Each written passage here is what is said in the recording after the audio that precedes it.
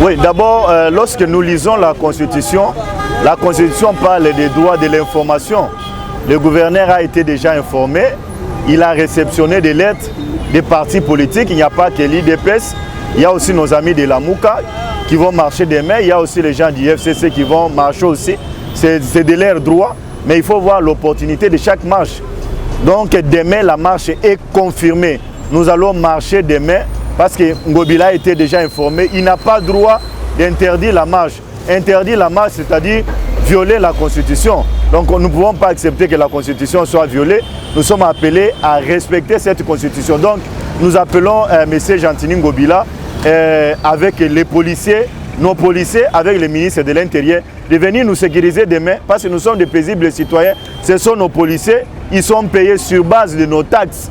Donc nous les appelons demain de venir nous sécuriser. Nous allons marcher calmement, bonnement, avec nos masques et avec nos gels à la main, en respectant la distanciation sociale. Non, on doit aussi expliquer à l'opinion que nous ne pouvons pas accepter qu'on puisse nous imposer M. Ronsa Malonda, qui est la volonté du FCC, qui est la volonté de cette majorité artificielle, qui est aussi la volonté de Mme Janine Mabunda, qui est aussi la volonté d'un groupe d'individus qui veulent faire avaler aux Congolais la pilule amère, qui est M. Ronsa Malonga. Donc demain, nous allons marcher pour dire non à M. Ronsa Malonda.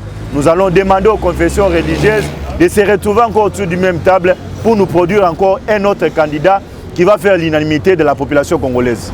Madame Janine Mabunda s'est comportée en général, elle s'est comportée en caporal, elle s'est comportée en militaire pour imposer aux députés qui étaient au niveau de l'Assemblée nationale de voter M. Ronsa Malonda, alors que la procédure a été viciée.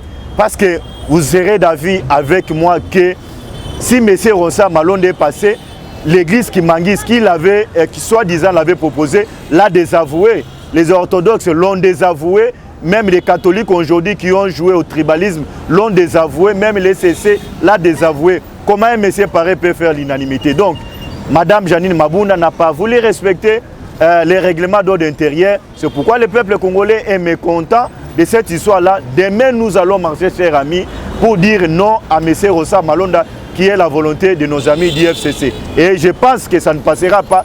Et nous demandons aussi à M. Ronsa Malonda, au besoin de retirer lui-même sa candidature pour que le consensus puisse prendre de place. Et maintenant, comment est-ce que vous allez faire avec la distanciation sociale? Est-ce qu'on peut marcher avec une distanciation sociale? Non, nous allons demander au peuple d'avoir des cache-nez, parce que c'est ça la mesure barrière pour empêcher à ce que la maladie puisse atteindre les voisins. Ils vont respecter la distanciation sociale, ils auront des cache-nez pour que chaque Congolais puisse sortir de cette manifestation sans toutefois contaminer les autres. Et nous demandons aussi aux Congolais qui seront là de veiller aux voisins qui seront à côté de nous pour ne pas créer de troubles, de respecter les biens des paisibles citoyens, de respecter les voisins, de respecter aussi les biens des autres pour qu'il n'y ait pas casse, pour qu'il n'y ait pas de désordre. Et nous allons terminer la manifestation dans la joie, dans la bonté. Nous promettons aux autorités cela. Non, on doit que demander à l'Assemblée nationale de ne plus entériner, d'enlever cette histoire-là de M. Ronsa Malonda parce qu'il n'a pas fait l'unanimité, de demander encore aux confessions religieuses de se retrouver autour d'une même table pour que nous ayons un candidat qui doit faire l'unanimité de la classe politique. Parce qu'il faut rappeler, ce ne sont pas des confessions religieuses, ce n'est pas la société civile qui va aux élections, ce sont nous les politiques qui partons aux élections. Si nous les politiques, dans une majorité absolue, nous avons refusé M. Ronsa Malonda. Rien de plus que d'écarter ce nom-là. C'est rien de plus de demander à Mme Janine Mabunda de ne plus consommer cette forfaiture de M. Ronsa Malonda qui ne fait pas l'unanimité de la classe politique congolaise. Et si ce n'est pas le cas? Mais la population va se décider. Dans tout ce qu'il y a comme manifestation, c'est toujours le peuple qui gagne, cher ami. Madame Mabunda ne gagnera pas dans cette histoire. C'est nous, peuple, qui allons gagner dans cette histoire. Si elle s'entête, elle verra toujours le peuple sur son chemin. Et nous allons barrer la route. Et puis, il y a aussi un message important qu'il faut lancer au chef de l'État, de ne plus entériner cette histoire, de ne plus signer l'ordonnance pour que l'Assemblée nationale puisse investir M. Ronsa Malonda. Donc le chef de l'État aussi va nous aider. Nous allons aussi demander aussi à la Cour constitutionnelle de barrer la route à cette histoire ici qui ne va plus passer parce que nous avons foi au peuple congolais qui ne va plus passer cette histoire de M. Rosar Malonda. Pire, si vous me rappelez les dispositions légales sur le plan juridique, je dois vous rappeler que d'abord la genèse a été déjà vicieuse. La procédure a été déjà désorientée. Lorsque vous voyez dans les procès-verbaux qui a entériné M. Rosar Malonda que les signatures de certaines confessions religieuses importantes n'y figurent pas, c'est déjà une erreur. Donc lorsque les prémices sont déjà dérogées, chers amis, comprenez les restes. Donc sur ce plan-là, c'est une situation qui vient encore nous réconforter et nous pouvons que demander au président de la République de ne pas cautionner cette forfaiture qui a été déjà viciée. Donc moi je peux vous rassurer que ça ne passera pas parce que la jeunesse de l'histoire a été déjà entamée de beaucoup d'irrégularités flagrantes, si on peut le dire ainsi. Donc le chef de l'État, il doit répondre à la devise le peuple d'abord, qui dit le peuple d'abord de ne plus cautionner. C'est l'État des droits qui va aussi à ce que nous puissions revendiquer certaines choses. C'est ce que nous sommes en train de faire. Donc nous avons foi au chef de l'État, nous avons foi à la Cour constitutionnelle et nous avons foi au peuple congolais qui est le dernier rempart sur cette histoire. Je peux vous dire que le président Félix est le respectueux des textes. Il ne peut pas en aucun moment accepter à ce qu'il puisse cautionner cette forfaiture.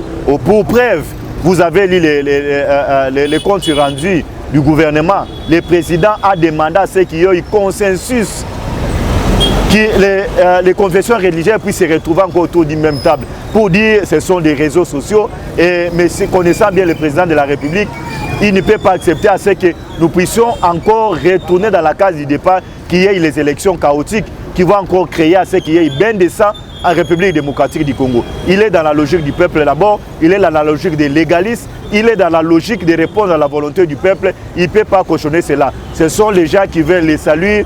Je ne vois pas comment il peut aller concéder une histoire pareille devant M. Kabila qui est aujourd'hui un sénateur, qui est aujourd'hui dans sa ferme en train de regarder ses chiens, de regarder ses chats, de regarder tout ce qu'il a, il entoure dans. Donc, pour vous dire, je ne pense pas que le président de la PP s'est retrouvé autour de la même table avec M. Joseph Kabila pour cautionner cette histoire que les confessions religieuses, la quasi-totalité de la société civile est en train de contester. Et pourquoi a-t-il voyagé aussi longtemps que ça brûle ici dans le pays? Non, mon cher ami, les questions sécuritaires sont plus importantes. Si le chef trouve que non, il peut contacter tel pour avoir la sécurité dans notre pays, pour que la paix revienne dans notre pays. Je ne vois pas comment il peut rester dans son pays. Et c'est aussi un chef de l'État. C'est aussi un chef de l'État, il peut avoir ses affaires privées. C'est tout à fait normal qu'il aille visiter sa famille. C'est tout à fait normal qu'il puisse aussi aller visiter sa famille. C'est tout à fait normal aussi qu'il puisse aussi prendre un repos. Est-ce qu'on peut lui interdire cela? Je ne pense pas. La famille est plus importante que la nation. Le pays marche, les institutions marchent. Donc moi je ne trouve pas anormal à ce qu'il puisse aussi se déplacer. Pourquoi ça va casser, ça va créer tollé? Je ne trouve pas un inconvénient. Je ne trouve pas un inconvénient, cher ami, là-dessus.